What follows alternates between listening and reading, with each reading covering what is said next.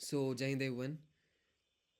तो ये वीडियो जो है मैं लेके आया हूँ एंग्लो मैसूर वॉर्स पे। ये बहुत ही ज़्यादा इंपॉर्टेंट होने वाली है। Without wasting a single second मैं टॉपिक की तरफ बढ़ता हूँ, बिकॉज़ ये बहुत ही ज़्यादा इंपॉर्टेंट टॉपिक है।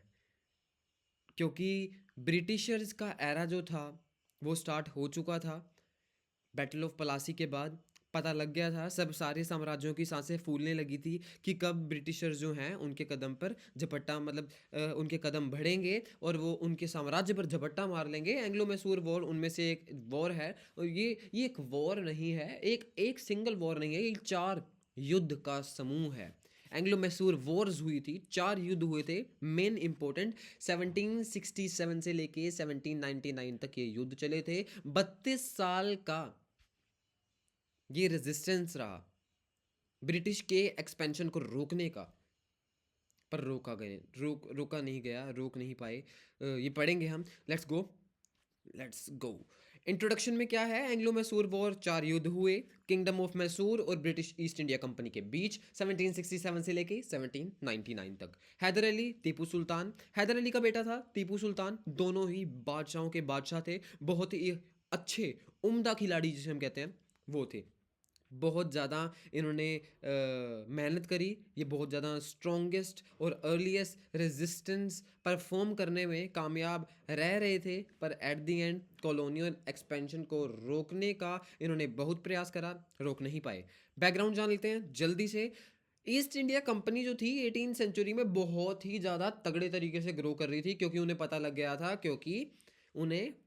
गया था कि इंडिया एग्रीकल्चरल में धूम मचा रहा है, और जहाँ एग्रीकल्चर है वहाँ ट्रेड कंट्रोल है। जहाँ ज़मीन है उपजाऊ, ट्रेड कंट्रोल है। उन्हें अच्छी तरीके से पता था कि इंडिया हर एक चीज़ में तरक्की कर चुका है ब्रिटेन से, और अब इंडिया को लूटने का समय आ चुका है।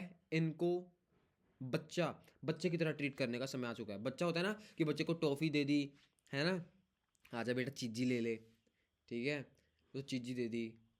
अब आप उसे जो बोलोगे वो करेगा। तो ये समझ गए थे कि ये इंडिया वाले बच्चे हैं और इनको अब बिना डिटर्जेंट के धोना है।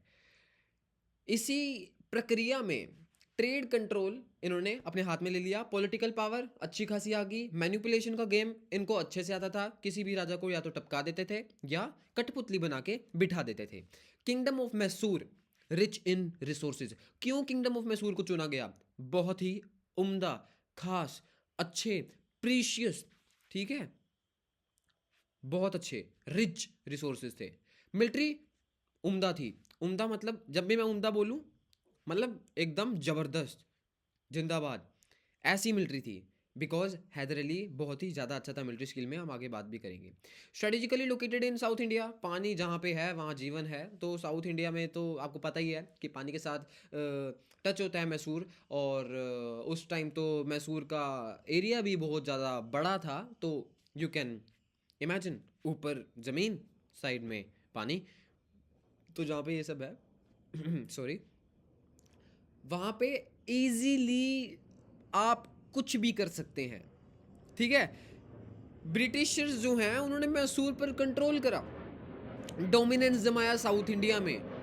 पर मैसूर वाले कह रहे थे कि हम तो किसी भी कीमत पर अपने मैसूर को प्रोटेक्ट करेंगे, इसकी आज़ादी हमारी आज़ादी। हैदर अली के बारे में जान लेते हैं। हैदर अली जो था वो अमीर का बच्चा नहीं था, अमीर की औलाद नहीं था, रॉयल्टी में उसका जन्म नहीं हुआ था, सिंपल सा लड़का था, ठीक है।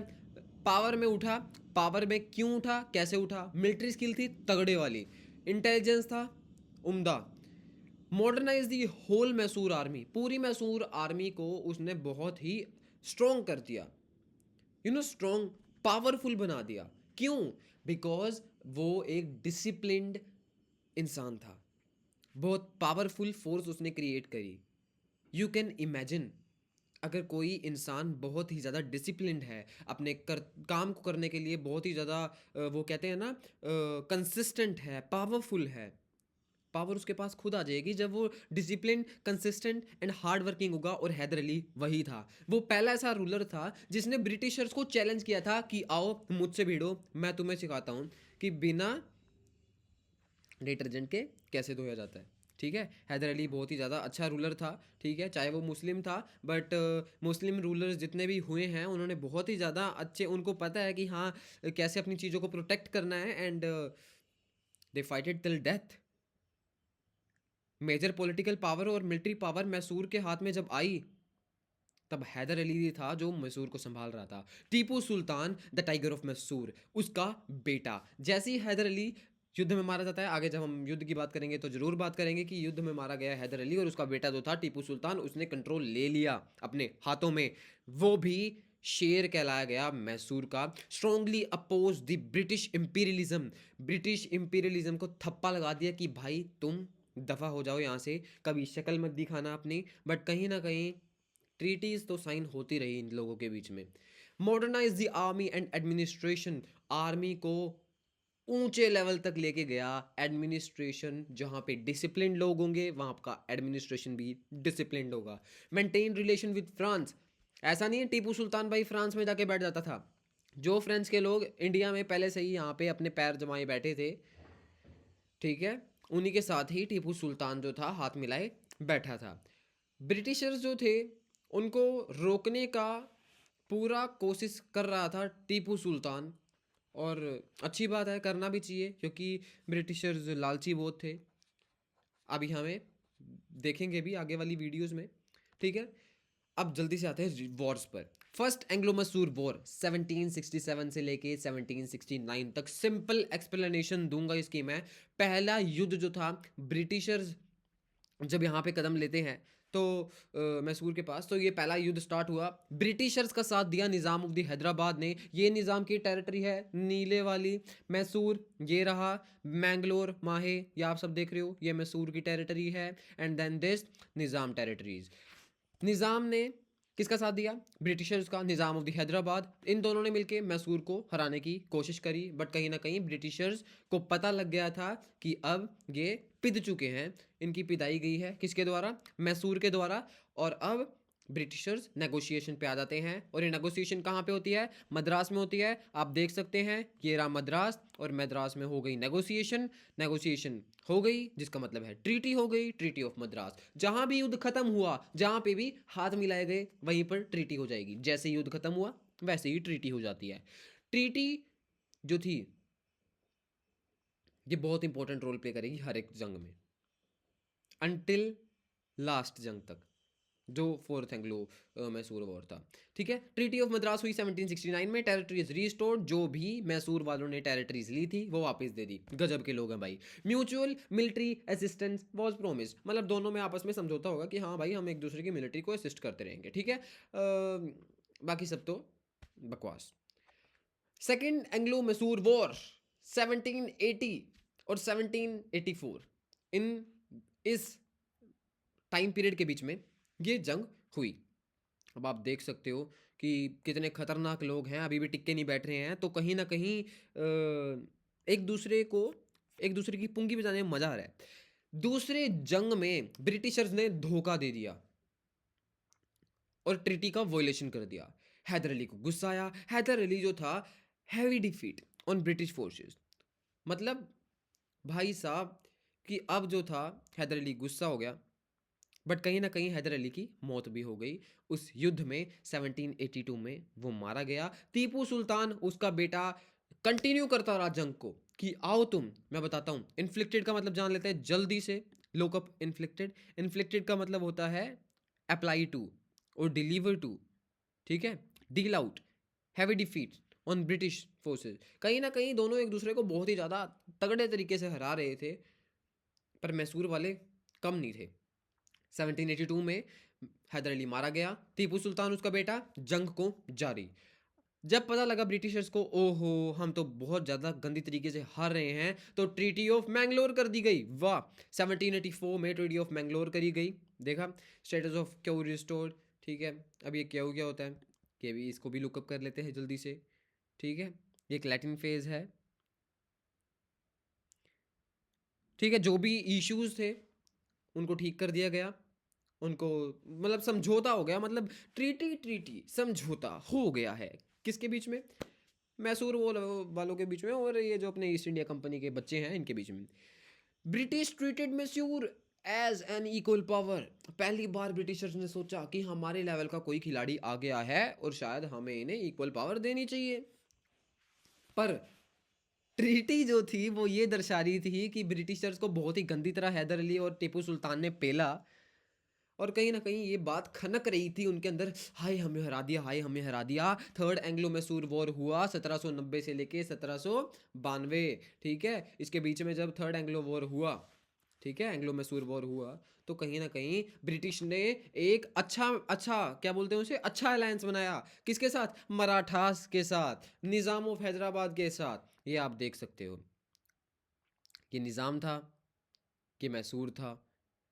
अब क्या हुआ कि निज़ाम ने मराठा और ब्रिटिशर्स के साथ जो था समझौता कर लिया, और समझौता करने के बाद जो थे तीनों के तीनों टूट पड़े मैसूर पे। मैसूर को बहुत गंदी तरह मारा गया, पिट गई मैसूर की।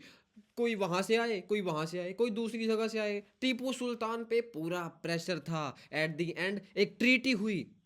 कौन सी treaty? Treaty of Seringapatam. Seringapatam में एक ट्रीटी हुई। सेरिंगपट्टनम एक जगह का नाम है। 1792 में टीपू सुल्तान अपनी आधी टेरिटरी हार गया, अपने दो बेटों को होस्टेज के तौर पर दे दिया। बहुत ही ज़्यादा पैसा उसे देना पड़ा। जब जाकर ट्रीटी हुई, मैसूर पूरा टूट चुका, एंड मैसूर अब हार चुका था, आधी टेरिटरी लॉस हो गई थी।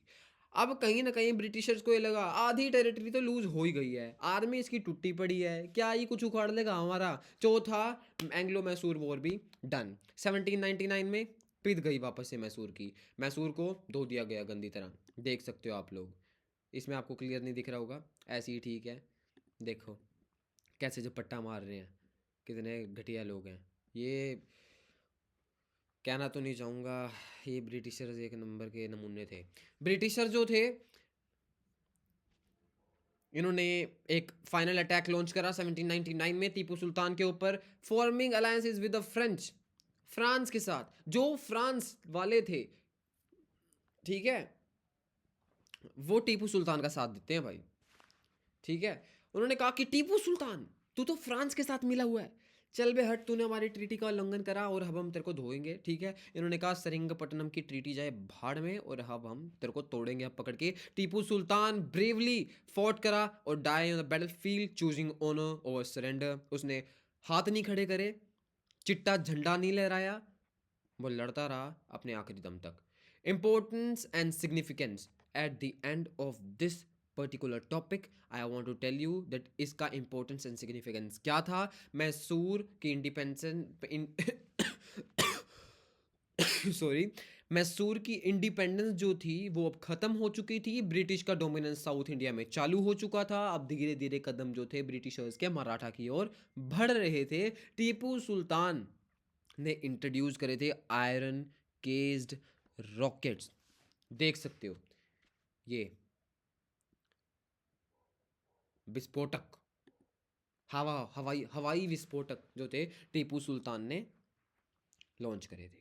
बहुत ही अच्छा चीज़ है ये, मतलब कितनी अच्छी चीज़ उसने लॉन्च करी ब्रिटिशर्स को धोने के लिए, बट फिर भी बेचारा टिक नहीं पाया। Inspired future resistance against colonial rule, ठीक है। कंक्लूजन, फाइनल लाइन जो मैं आपको बताना चाहता हूँ कि एंग्लो मैसूर वॉर जो थी वो सिर्फ टेरिटरी के लिए नहीं थी। इसमें मैसूर के लोग जो थे, soldiers, leaders, sovereignty, dignity and independence के लिए फाइट करे। हैदर अली और टीपू सुल्तान आज भी सिंबल हैं अर्ली इंडियन रेजिस्टेंस के, जिन्होंने ब्रिटिश रूल के खिलाफ अपनी आवाज़ उठाई। और सबसे पहले इंसान हैदर अली थे जिन्होंने ब्रिटिश रूल को ललकारा और कहा कि भाई आओ मुझसे भिड़ो, मैं तुम्हें दिखाता हूँ दिन में तारे। Long before 1857 the fire of resistance was already burning in Mysore, ठीक है। 1857 की क्रांति से पहले मैसूर में यही आग जो थी वो लगी थी, बट आग जो थी, आग ने बड़ा रूप 1857 में ही लिया। जय हिंद। आप लगे रहिए, मैं ऐसी ऐसी वीडियोज़ और लाता रहूँगा। Next video will be about Anglo Maratha wars. Bye, signing out, Rohit.